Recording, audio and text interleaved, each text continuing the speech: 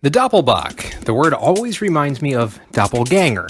Now, the style is to Bock, as double IPAs are to IPAs. It can trace its roots along with the other styles of Bock to the 1300s in Einbeck, an historic town in north-central Germany. Now, the town most likely brewed its beer during wintertime and made good use of hops, and those beers were brewed to a higher gravity. Now, the brewing location would be shifted to Munich, which had mispronounced Einbeck as Einbock, therefore, that's where the term Bock was born.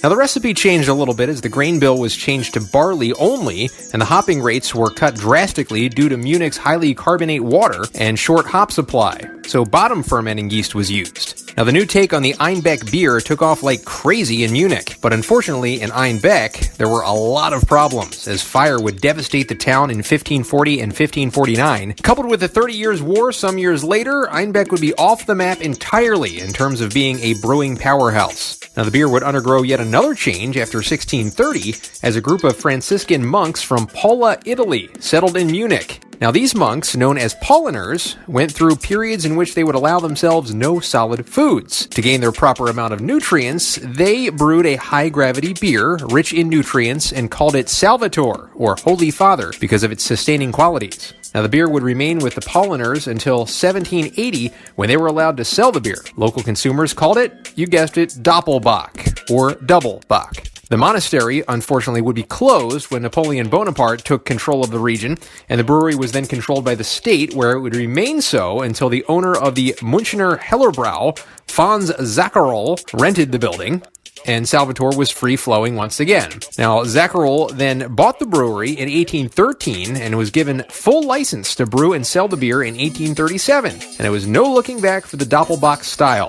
In fact, the original Salvator is still brewed at the Paulaner brewery today. So in this style, we're looking at a beer that's golden to dark brown and maybe ruby colored. It has a good head retention and clarity as well. Now, aroma-wise, we're talking lots of malt. Maybe your caramel, maybe your dark fruits, chocolate, and toastiness. It should have a very smooth mouthfeel with no harshness, and a rich, sweet, and malty taste with possible hints of caramel, dark fruits, chocolate, and mild toastiness.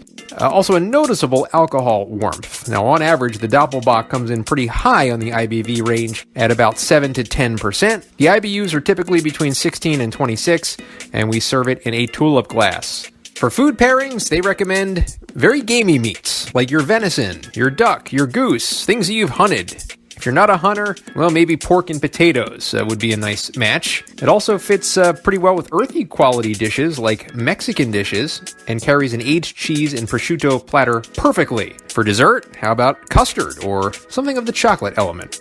The top 10 most popular beers of the Doppelbock style are: number 1, Eyinger Celebrator from Eyinger Private Brewery. 2, Troganator from Trogs Brewing Company. 3, Spaten Optimator from Spaten Franziskaner Brau. 4, the one that started it all, Salvator from Paulaner Brewery. 5, Corbinian from Bayerisch Staatsbrauerei, Weihenstephan. 6, Semi-Klaus Classic Beer from Brauerei Schloss Eggenberg. 7, Samuel Adams Doppelbock Imperial Series from Boston Beer Company. 8, Consecrator from Bell's Brewery. 9, Andexer Doppelbock Dunkel from Klosterbrauerei Andex. And number 10, Birra Moretti La Rosa from Birra Moretti, a subsidiary of Heineken.